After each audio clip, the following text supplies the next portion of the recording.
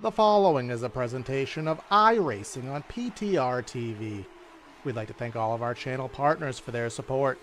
Please like and subscribe to the channel, and we hope you enjoy today's broadcast.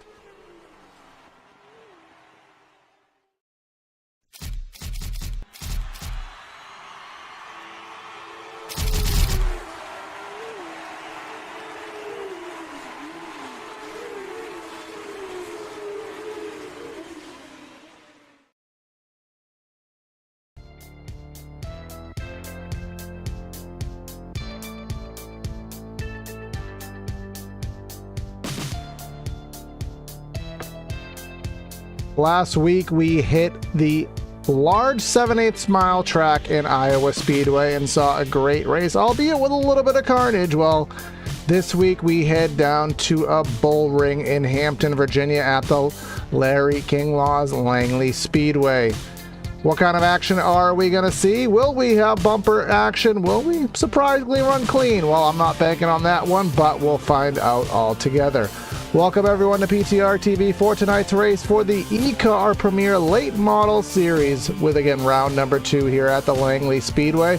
Going to be myself in the booth and the production duck Corey Silva, and I have Austin Runkle helping me out here with the calls. So last week, as we were talking in pre-race there, Austin, not really many other ways to call it. It was a rough one around the edges there. Riley Music ended up getting that win, but now a lot flatter track, a lot smaller track, so it'll be interesting to see how these guys have learned since last week. Yeah, and I mean, obviously nothing against these guys, but I do hope they learned a lot because, you know, we want to see a clean race. I'm sure they want to have a clean race too, so hopefully these guys can give us a good, at least, you know, exciting race. And, you know, if there are cautions, so be it, but otherwise, you know, hopefully it's a good race tonight. Yeah. I did have to learn a little bit of stuff about this track. It is a free track, of course, to the iRacing service, so most everyone who participates in the short track community will have turned quite a few laps here, as it does show up on all the calendars being a included circuit. It is in Hampton, Virginia. Only 6 degrees of banking. You'd be very hard-pressed to find many tracks that are that flat. I mean, I go back in the day to the old Homestead Miami Speedway before they added the banking. That was 6 degrees. Indianapolis is roughly only 6 to 8 degrees. Maybe the Loudon on the flat on the bottom lane. So you don't have a lot of banking to work with here, but you will see a lot of drivers, Austin. I don't know how many laps you've turned here. You'll see a lot of guys using the actual apron here. It actually can almost work as a handling tactic to get that car to turn a little bit better. Yeah, I mean, definitely a lot of times where I've turned, whether it be the Legends car or some other, or, you know, street stock, yeah, definitely that, contrary to what you think, that apron, like you said, Corey, it definitely can be the thing that might help you actually make that sharp turn there. Like I said, contrary to belief, to what you think. On the apron, it de-wedges the car. Basically, it puts the car at a offset where the weight is not balanced, and when you are struggling for turning ability, that can sometimes be what you need. But if you did tune in to us last week, you saw a good race for the most part. Riley Music there, we were calling him the kid, 15 years old going on 16. He was having a aggressive battle with Brent Meckes, who we were calling him Pops, just because of the age difference between the two. He is down there in the 9th spot in the warm-up here. Well, the warm-up grid, for some reason, does not populate on the ticker, but he is 9th here in the warm-up session. Justin Crow in the 86, P1 in this warm-up session, 15.457 seconds here, and you can just see as he's exiting the corner, you're basically not straight at any point in this track. It is an oval, but the way that these guys have to drive it, it basically becomes a big just circle, effectively. Basically, yeah, I mean, like I said, there's some straight, but if you try to go straight for too long in this track, you might end up in getting a nice move with the wall. Yeah, washes out to the wall right there, and you get to see here coming off of 4. He washes all the way out to the start finish, and then immediately back in. I mean, I don't think they are straight at all, so it's hard to say getting off of the corner because, you know, you're never actually getting out of the corner. It's just kind of akin to almost an Oxford Plains Speedway, but that is the end of the timer there, so the warm-up will conclude. These guys will head down to the track and get ready for the grid. Want to thank everyone for tuning in. If it's the first time, don't make it your last. Hit that like and subscribe button. Do want to give a shout out to Whiplash Sim Cams for our camera package that we are using here this evening. But that is the end of warm-up. So now these guys are populating down on the starting lineup. So let's go ahead and meet them and give you that PTRTV starting grid. Justin Hazlitt on the front row with a 15.02, and only 5/100,000ths of a second further back is Nathan Rue. Third, we have Justin Crow, and then fourth, we have Chubb Shockley. He was on the podium last week there at Iowa. Fifth is Blake Massengel, and then Brent Meckes pops there in the sixth spot. Riley Music there, and that was with the two battling guys last week. He's in seventh with Leonard Harrison in eighth. And then rounding out our top 10, we have Travis Suckup from Daytona, and then Stephen Rex there in 10th spot there, Austin. And then we have Jacob Witt taking that P11, followed by Zach Onson. Then we have Cameron Bennett and Jeff Williams, followed by Jonathan Golden and Cameron Stone. Then Mark Royer and Ben Johnson. And then to round out the top 20 being Steven, I think it's Heights, and then Justin Brooks, and actually on the shotgun there being Kyle Terzak in that 21 position. Yeah, we have 21 guys here take time here on the evening, and let's take a look at our weather conditions here from virtual Georgia. I keep calling it Georgia because it's in Hampton, but there are more than one Hampton. So this is in Hampton, Virginia. Our weather conditions here as such: 88 in the air with a 91-degree track temp, so basically dead even there. And then you see 7:01 sim time. I think these races are dated out of May, so we will be cresting into sunset. Maybe the lights will actually turn on, but they will not really be of any necessity here unless we are just absolutely pacing this entire thing, which of course none of us hope to be the case. Well, with it being 100 laps, yeah, I would hope not. Exactly that. But coming through the back straightaway here, our second pace lap here has come to a conclusion. So Justin Hazlitt there, rather, in that number 27 on the front row. Nathan Rue, he crashed out early last week. He wants that recouping there, but the green flag is in the air. Let's get ourselves going. Diving off into turn number 1 here, that 27 car. He is going to clear for the spot, but as we said, with the lack there of banking, you want to get down low. The 86 of Crow will pass Rue.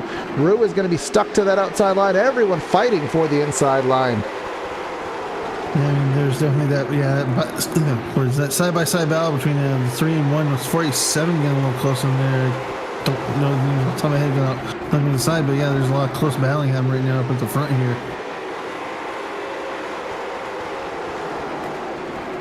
But here we come side by side. That is the 47 of Music to the inside of, that is the 3 of Rue. Again, Rue from that outside front row starting spot. Now he's about to drop out of the top 5 here. So it is really going to be important to get yourself situated on that inside part of the speedway here to make sure that you don't get into these positions. But just a little bit further ahead of him, side by side, that is Music working his way up, getting by Blake Massengel there. Massengel, rather, that 1 car. Now the 1 trying to get himself in line, and oh no, going around is Suck up there.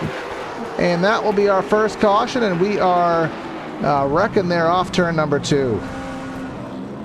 Oof. I didn't fully see what happened there, just obviously we saw him spin. Yeah, we'll see what happened there. We'll get a full synopsis. And, he checked up to avoid getting into the 01. And then eventually there's no space. Cam Stone there on the back of the shot. He goes around just in a reactionary sense there. But, again, that's just all a checkup game. And on a track this short, it's just hard to predict what's going to happen in front of you. And unfortunately for them, they go around. But we are going so slow here that the damage should be pretty minimal. Yeah, and I mean, also, these guys do have time to get in there and get any damage they might have done. Even though it is a short track, the pace laps take a while, so. Well, we're getting 30-second pace laps here, and so you might get 10 seconds of damage fixed at the most here if you're lucky. But 10 seconds is better than nothing. There's Chubb Shockley exiting the pits. Now, last week, a big point of last week that we did find out in the interviews was that they were pushing the fuel load a lot more than we would have thought they would. So some drivers were pitting early and they had the fuel to go to the end, but some drivers never pit and they were having to watch that. We heard Music say the only reason that Mecca stayed with him was because he had to save on fuel. So, but that was Iowa, which was a lot bigger of a track. So I would think 100 laps here should be doable on one tank. But again, I don't drive as much as I used to, so cannot confirm that. I haven't touched this track all too recently, so I'm not sure. I haven't done too much with these cars, so I don't have much knowledge on these on this car track combo here on the fuel. I wish I did as well, but, so we could have better. But I'd have idea. to imagine that would only be about a 40-mile run, so you'd have to think that one of these late model stocks can drive 40 miles on a tank. So that being said.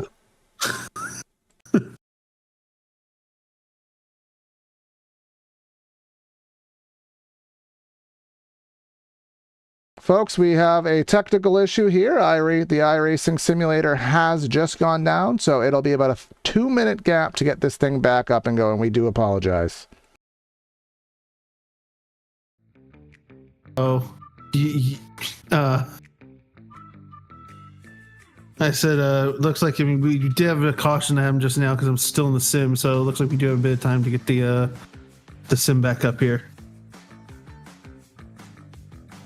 So while we are under caution, we will just have this feed up, and again, I don't quite know why. I hope that this is not going to be anything to worry about in the future, but I guess you will just kind of be on our radio feed for about 2 minutes until we can get this loaded in there, Austin. All right, yeah. Let me see if I can figure out who it was that wrecked. I kind of missed it, but let me see if I can get that for you guys and figure out who it was here.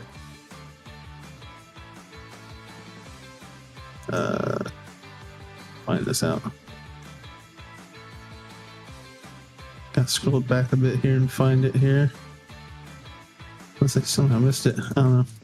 Probably missed it then, I guess, since I can't seem to find it.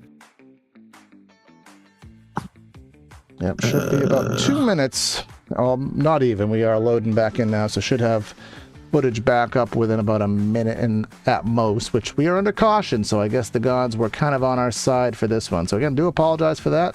iRacing does iRacing things, and I am a little bit concerned next week with a massive upgrade to the sim happening with our rain next week. So we are going to hope and pray that that rain update does not further mess up the graphics. But again, just about 1 minute to go, and we should be back into live footage. It does look like I figured it was actually the 43. It looks like, oh, yeah, no, he was coming down after the restart, and the 66 tried to follow with the restart and just turned the 43. So that's what caused the caution looking like here. And I'd be in the 43 of. That was Leonard Harrison that had the 66 car of Brent Mecca's actually running into him there. That's what caused the caution then.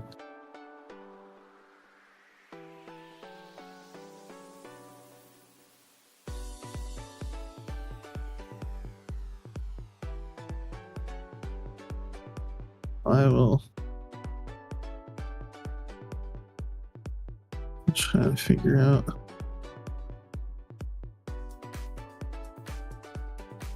How many more laps we have till green here?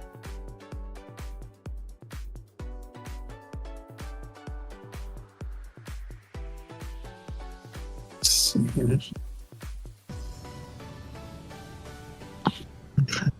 Well, we're still pacing in the... Oh, and we're about to go green, looks like, as the pace car just dropped off. There was a bit of check up there from the 27 of... what was it? Justin Haslett, or Hazlett, how do you say his name there? But kind of good jump by him with, looks like, the A6 car, Justin Crow, kind of jumping to the inside of Riley Music there. He's falling back a bit with some passes that happened there. Let's see if I can find. Okay. And let's see, looks like, oh, never mind. There was a close battle between was at the 4 car. It was Steven Rex and Zach Onsen there, kind of farther back in the pack. So, let's see here. Trying to keep up with everything here after we just went green. So.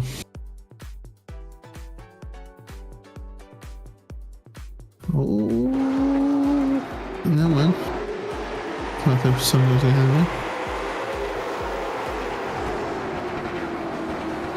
there was a close battle between Nathan Aru and Justin Crow, but Nathan got all right, in front footage of is him. back onto the screen right now. I believe we are on lap number 20, if I'm not mistaken. And just hit 21. Yeah, just apologies for that, folks. But the green flag again in the air. Hazlitt on track, and we did miss that one caution as Austin was trying to work us through there. But back to what we got going on the track. That is the number 86 of Justin Crow. Gets stuck on that outside. We talked about how bad that outside lane is. But he gets himself back in line just in front of the 08 car. That's Cameron Bennett just behind. Yeah, they're kind of single file at the moment. I know that someone will try and make a pass or two probably here, but they're kind of just single file. Probably trying to play it a little bit safe since we are, like you said, we're on lap like 22 out of 100. These guys don't want to make this a pacing fest night, so.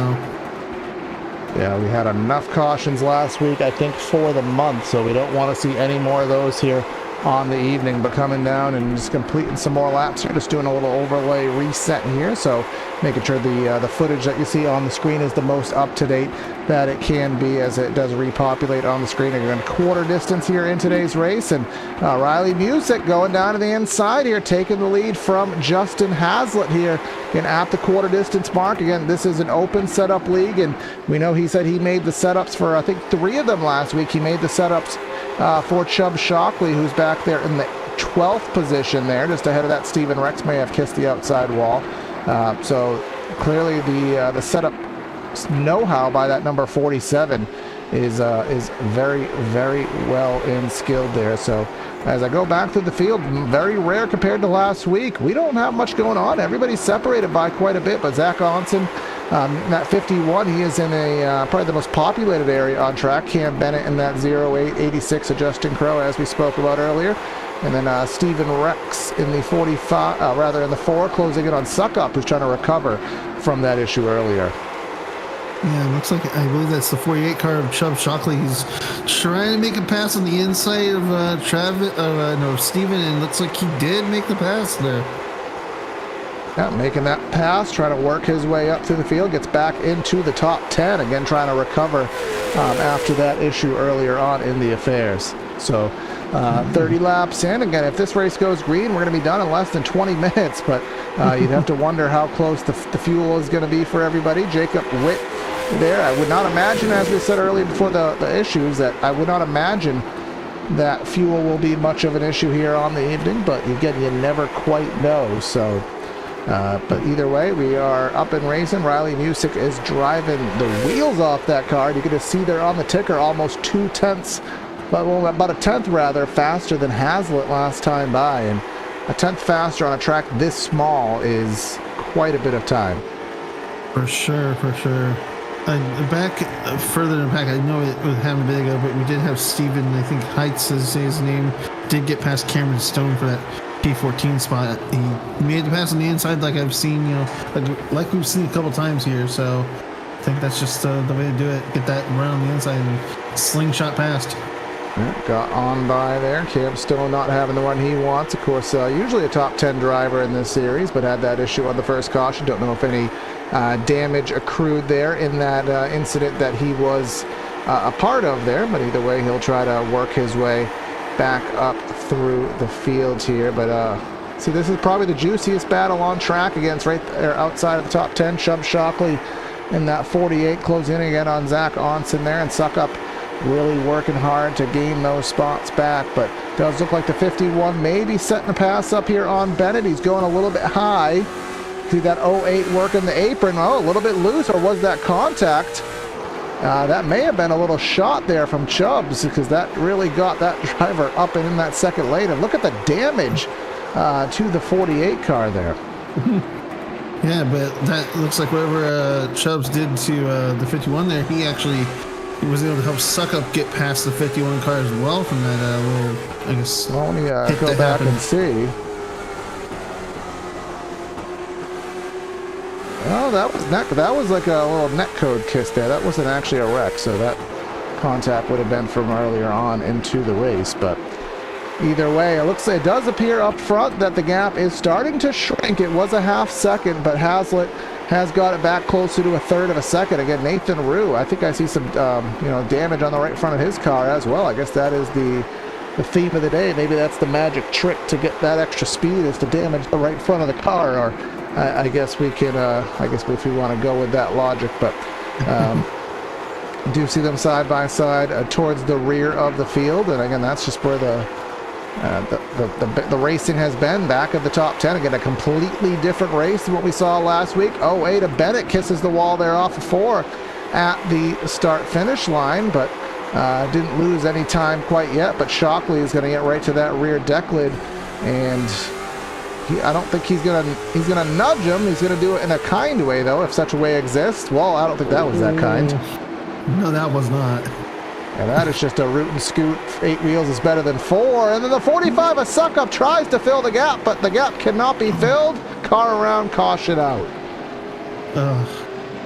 Yeah, I think Suck Up there, he saw a chance to maybe make the pass on the inside, and that door just showed him right as he tried to make that pass, and that's what led to it there. Our old buddy Andre says there's an old saying that someone made up: if gap, then car. And you can see the 48, that was a pretty modest hit there, but 45 saw a gap and he tried to input car, and that was not the wise decision, and it didn't work out for the 08. But this league is pretty stern on penalties and being at fault for issues, so I would have to imagine if those are adhered to, that he would probably get an EOL here as the cause of caution. Plus, the other good thing, at least, is that the 08 didn't really take a lot of damage. I mean, yeah, he got kind of turned there, but he didn't hit a wall. He just kind of stopped in the middle of the track. So that's the good thing for him, at least, is he didn't come away with any damage there. Well, luckily, that is the case with these lower speeds, as it does mitigate the damage here. Mark Royer in the pits. We call him the mad scientist here with his photo from last season. You can just see the mad scientist hairdo, Mark Royer here. Actually met him in person more than a few years ago, because 2010 was about almost 15 years ago at this point. But he is a good man, and glad to see him again and be in this league. But again, no real pit stops, and at this point I don't see a need to. And even if the tires meant anything, which I don't think they do, if you pit right now, I don't think you have enough time to work yourself through the field to take advantage of them. So I think the bet is made basically to stay out for the whole distance. Yeah, just get whatever laps you can, get any position you can, and get anything over anyone that might wreck out and be out of the race is fair thing to do there. But let's see if Suck Up gets anything from that. He's still up there in the field a bit, so now, obviously, I don't know how penalties work in this, since I'm kind of new to this I know course, they do. I'm almost positive that they do work on an at-fault system. But again, when we cover so many leagues in different series with different rule sets, it is very hard to remember all of them at a high level of detail. I just do remember hearing that in the past. So, but he's currently in that spot, so maybe admin's still going over that call there. But again, Riley Music up front. Again, last week's biggest competitor, Brent Mekas, has really been kind of not really a no-show here tonight, but he's just kind of been almost average, if you will. Not bad. He's running, mid-top 10, but not having that race-winning speed that he did show last week. So, but still a lot of time to go. Still a lot of opportunities for guys to make some egregious moves and make some mistakes, but I think we may be on one to go. No, we're not on one. They're doubling up, but we are not on one to go. So I guess everyone's excited to get this race underway. Yeah. I heard something about what they were giving the 45, but I didn't catch it. so I'm not going to say exactly what, because I couldn't tell exactly, but I did hear Race Control saying something there for the 45. I just couldn't hear exactly what penalty he got. Yeah, better not to speculate, but at least the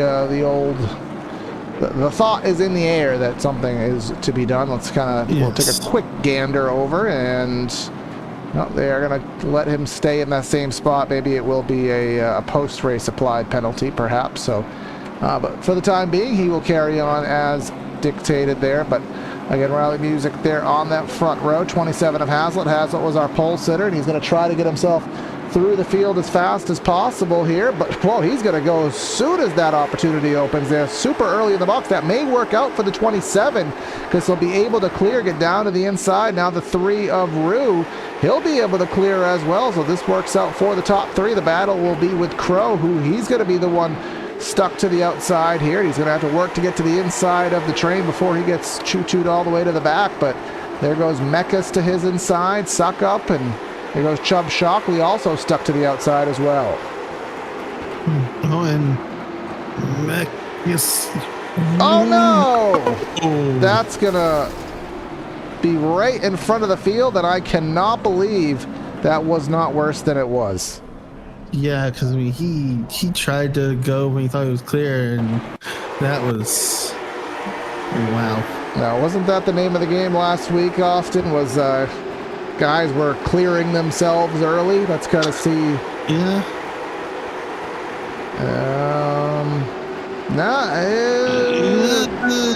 That's a little bit of A, a little bit of B, and Chubb Shockley probably got the worst end of that. If he basically just mutilated the roof. Let's go on board with Chubbs here from his perspective. So he's just on the outside. Oh, yeah. As if he didn't already have enough right front damage. Now, well, he's evened it out. Now the whole entire front of the car is destroyed. So, but he's still running in 7th spot somehow. Somehow there is. I mean, just being a tiny track, low speed. Let's not kill the lucky dog car. And yeah, Brent Meckus there. It's just that was such a hard call, and you know, last week was pretty cut and dry with where the wreck stood. Don't have that here tonight. That one was really 50-50. I would, if you really put a gun to my head, I'd probably say I think the outside car, I think that was Justin Crow. I think he came down more than Meckus came up, but again, that would not be something I would bet too much on. Yeah, that definitely is up in the air, but I guess we'll see what who Race Control puts at fault there, you know, on that wreck there. Well, halfway through tonight's eCar race number 2.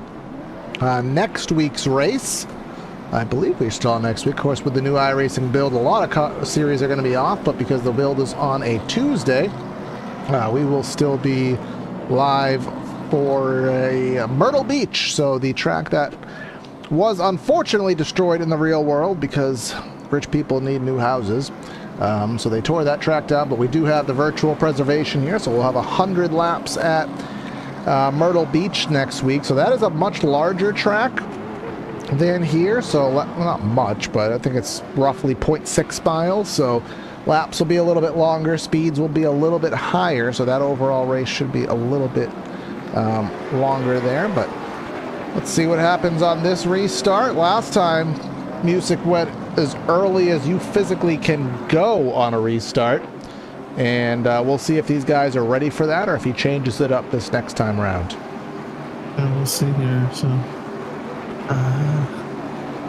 definitely, I mean, music, like you said earlier, is, you know, definitely doing good, because that SEP is definitely doing him justice here since he is at the front as we go green.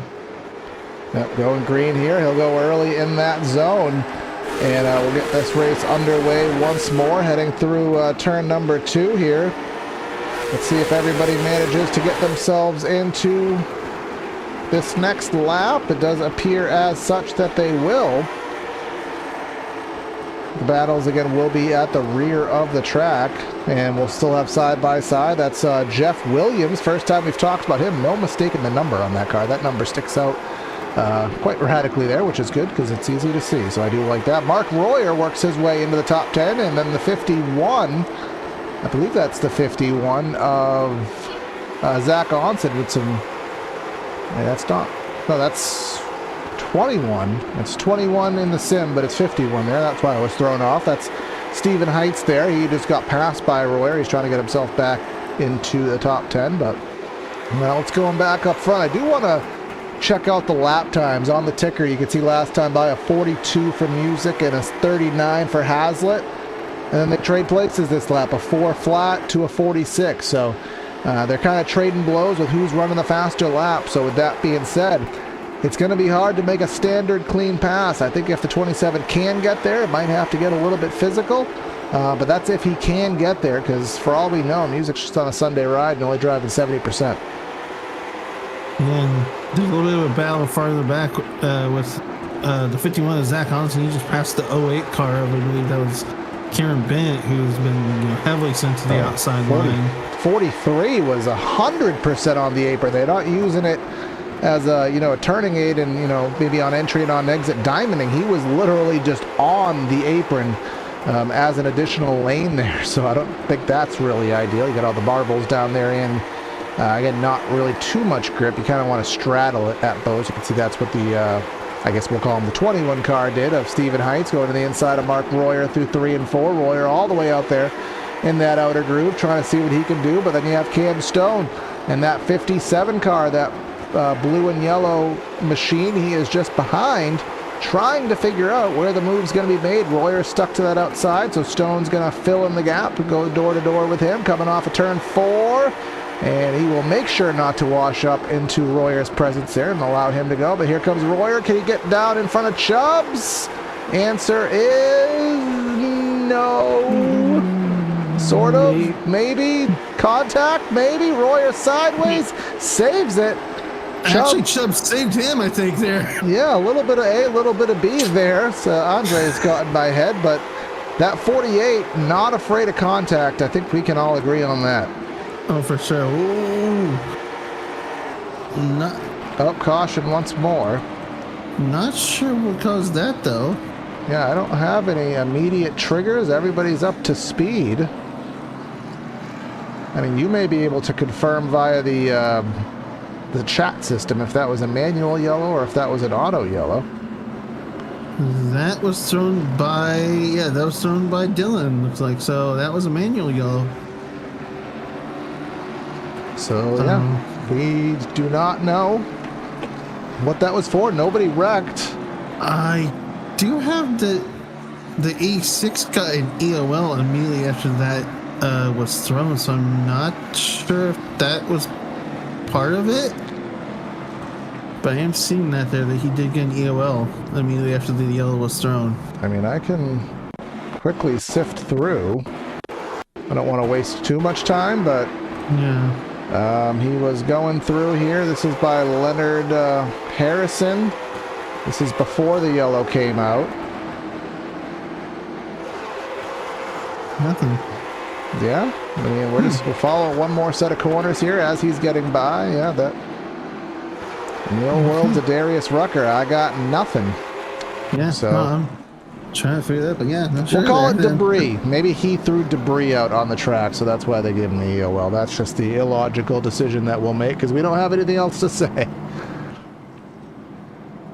I mean, it does look like we did lose Mekis for some reason. Well, yeah, he was involved in that really hard wreck. True. In turn number 4, and then Steven Rex. I don't recall completely offhand what happened to him. Leonard Harrison is in the pits.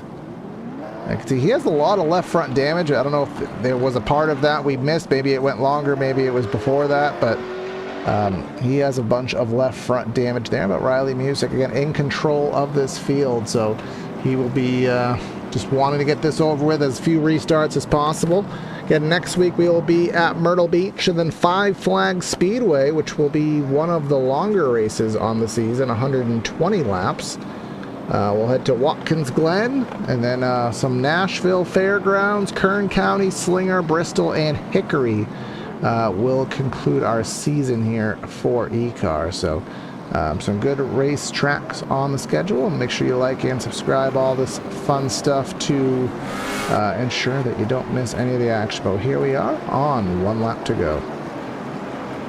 Yeah, I do love Slinger. I've ran there a couple times in trucks and also in modifieds. That Slinger track is going to be very fun to watch in these cars, I think. Yeah, a track I haven't covered in the sim. I have turned a few laps there. It is dizzying, but it is a blast to run. So it'll be interesting to see here. And of course, with the new SRX car coming out, it'll be fun to see how that races around there on the iRacing service. But the green flag back in the air. 25 laps to go. Music again with one of those huge jumps. Massengel is going to try to fill the gap in underneath the 27 of Hazlitt here through 3 and 4. They'll remain door to door. Hazlitt, if he's thinking here, he may want to just back off and try to fill in the gap before Witt gets there, and I think that is his plan, but Witt is going to try to force the gap in anyways, but I don't think he'll have the momentum, so the 27 will get away with only losing 1 spot on that exchange. A little bit further back, Stephen Heights, he is stuck to the outside of the circuit with Justin Crow trying to get by it. He's going to kiss the wall as that machine of Stephen Heights, and that will allow Chubb Shockley to get to the inside. Chubb's again with that absolutely destroyed car, but still somehow has it in the top 10. Looks like also they sent the 99 car of who was that? Oh gosh, Jeff Williams. Yeah, he got sent to the outside bit there, but he looks like he kind of moved himself back inside there. Everyone into the fence off of turn number 2, evidently. That turn 2 wall just wants to touch every single car here, it seems like.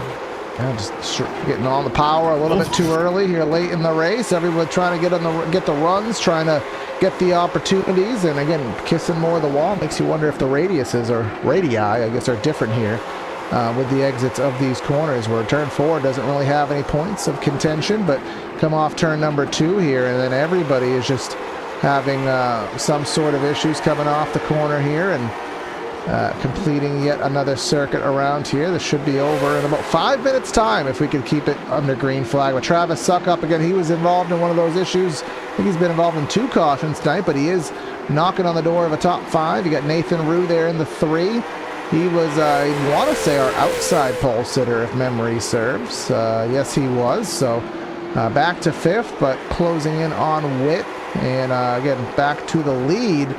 It does appear that Music has pulled away by about a half a second, so you can clearly tell who is going to be the dominator on this season.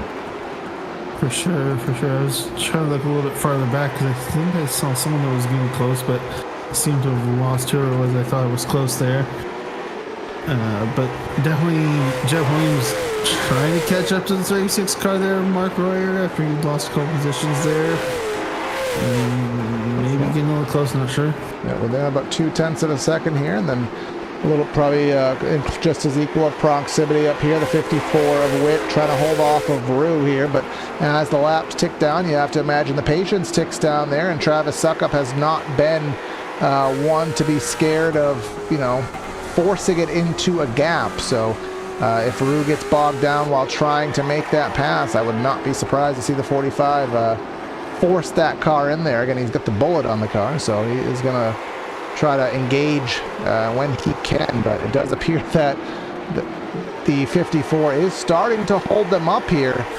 And who is that? Oh my god, is that the Grimace? What's that name? It was just a milkshake, that purple McDonald's, the Grimace, is that what it is? Yeah, Grimace, yeah, the Grimace shake, yeah. Yeah, never had it.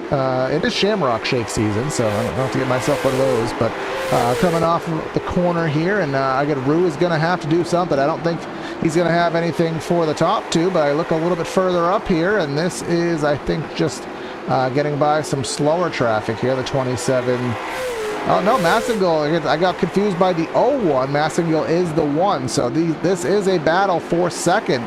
Massengel and Hazlitt. Hazlitt, remember, lost a spot on the restart because he was on the outside. That allowed Massengel to get in and fill the gap, but it does appear that that 27 may be the faster car And unfortunately, this just being such a tough track to pass on, just can't seem to find a way around. But the 0-1 didn't get off turn number 2, allowed the 27 to get to the back bumper, but he's being cordial and trying not to use it unless he has to. But he's definitely not lining up. It looks like he was trying to see if he could make a pass on the inside there. But no, he's just going to pull back here and see if he can try again, maybe.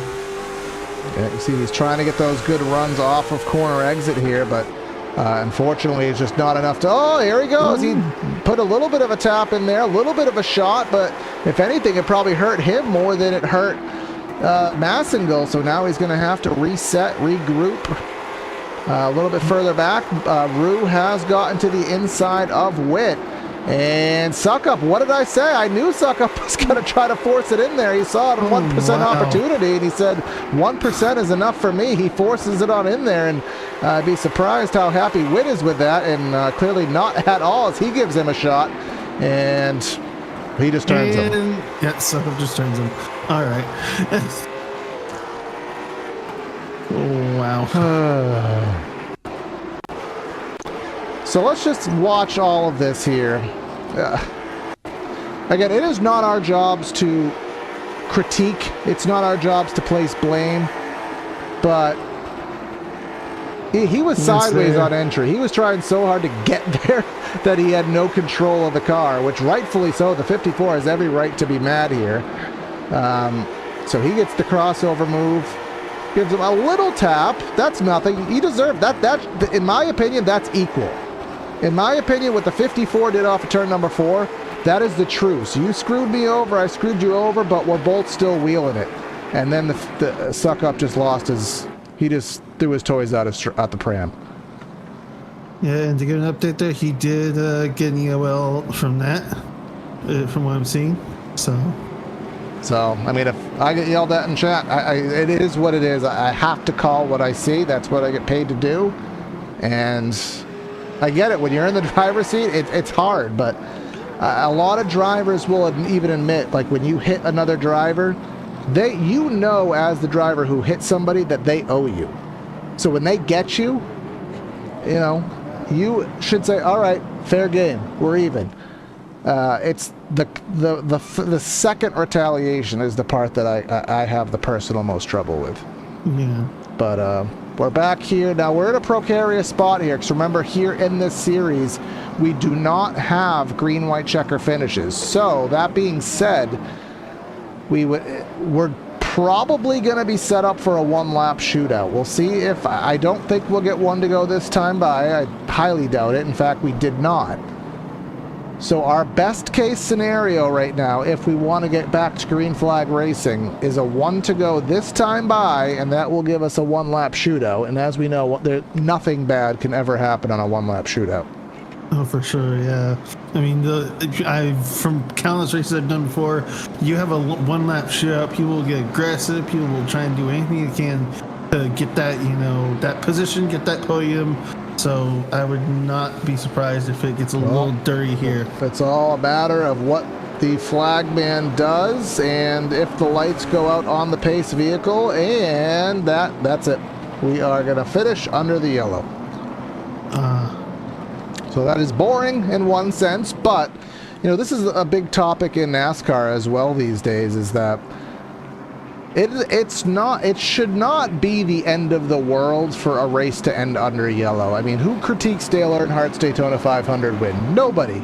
But he won it under yellow. Many races have been. You don't have to gimmick a finish up just to have an opportunity to wreck more cars. So there's nothing wrong with just finishing this out like this. Yep, and the pace car lights did not go out, so yep, we're 100% finishing this under yellow here with Music getting the win then. Yep, he will go back to back, and again, that 27 probably had a second place car, but again, he was kind of playing cordial there with the back bumper of Makeeng there and allowed him to keep himself in that position there. But coming off turn number 4 for the second time in a row, Riley Music, he's showing what he's made of here, and he's playing the tune that is the victory tune, and he's going to win here at Langley Speedway. So Again, clearly the kid is going to be the one that these guys need to battle with here this season. And he is going to go around here and probably burn it down in that Pontiac Firebird, which I have always been a Pontiac guy, so that is a scheme that I can certainly back up here, as he's going to burn it down here on the front straightaway. We are going to go, and he's going to park it there right in that little front straightaway victory lane. But we are going to go down and give you the final rundown of results here today from the Langley Speedway. Getting that win, of course, in basic dominating fashion overall, was Riley Music, with Blake Massengill in second, Justin Haslett in third, Nathan Rue in fourth, with Justin Crow in fifth. Chubb Shockley gets a sixth, Cam Stone in seventh, Zach Onson, Jacob Witt, and then Stephen Heights round out our top 10. And then Leonard Harrison in 11th, with Cameron Bennett, Jeff Williams, Mark Royer, and Ben Johnson rounding out the top 15, with Travis Suckup, Jonathan Golden, Stephen Rex, Brent Meckus, and then Justin Brooks rounding out the top 20 there. And that is our field. The Kyle Tursak did not actually take to the grid here tonight, so that actually will be our finishing lineup here. So we'll go ahead and quickly have a brief word with these guys. So back-to-back weeks, Riley, you put it in victory circle, and seemed a little bit easier here tonight. Once you got there, really nobody had a fight for you the whole time. It was just a matter of nailing the restarts, and you nailed every single one. Yeah. I'm extremely blessed that I was able to go back-to-back. We unloaded in practice, and we're 2/10 off in Q trim. So I spent most of my practice working on Q trim, and we were still over a 10th off in Q. And I'm I need to go back and work on my stuff to get better there. And my race trim and the warm up, I ran another AI race, and I was, man, it feels good. And then the track temp was just so much hotter than what I tested the whole time. And for race trim, I ended up throwing the kitchen sink at it in between the end of warm up and grid, like 50 more pounds of right front spring, cross change. It was just throwing the kitchen sink at it. Well, it all worked out, obviously, and obviously Langley being such a flat track, there's really no hope whatsoever of a second lane. I know you can mess around with the apron. So those restarts, man, it was everyone fighting for dear life to get down to the bottom, and you had those huge jumps. But what was it like, starting from 7th? What was it like working your way through the field eventually to get the lead? How difficult was it trying to pass here? It was pretty difficult. I raced here a lot in real life. This is my local racetrack, and I feel like I have a pretty good understanding of what I had to do to get up front. And just starting 7th so deep, I was like, man, I just got to get up there, and I got to control the pace I want to run. And Hartzell was really, really good. He just wasn't he was setting a slower pace than what I felt like I could do to make it to the end.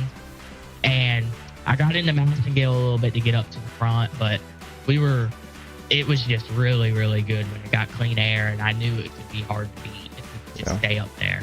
Yeah, hard to beat indeed. So congrats. And in bowling world, we call it a turkey if you can get 3 in a row, man. So we'll be watching next week and see if you can pull off that feat. Congrats. Thank you. It's going to be hard next week. I struggle at Myrtle Beach a lot. All right, well, we'll call your bluff on that because I think you're going to dominate, but we'll see. Thank you. All right, and now second place, we got Blake Massengill here. So Blake, you took advantage of that last restart, or one of the last couple restarts, got by Justin there, and he gave you what seemed like a hard but clean fight there, and you just hardly snuck on and held him off for second. How hard was that? Yeah, it was pretty difficult. I started off a little free, which I wanted to be, and built too tight there towards the end, so I was just trying to hold on as much as I could in the center. Wouldn't really turn as much as I wanted it, so I was able to hang on in front of him. Was hoping we would have a green-white checkered there, maybe see if I had something for Riley, but I don't know, probably didn't. I was trying to use the apron there to cut so much more than I needed, so unfortunate, but I'm all right with that finish. Yeah, there was a lot of obviously a lot of restarts, and like as I was telling him, the games here being played and just trying everything in the kitchen sink to get down to the bottom. How hard was it? How just much pressure was it on those restarts to make sure that if you were on the outside that you can get down without getting trained? It's pretty hard. I mean, early in the runs, it won't be as bad because a lot of people will understand that it's early. You don't got to try so hard.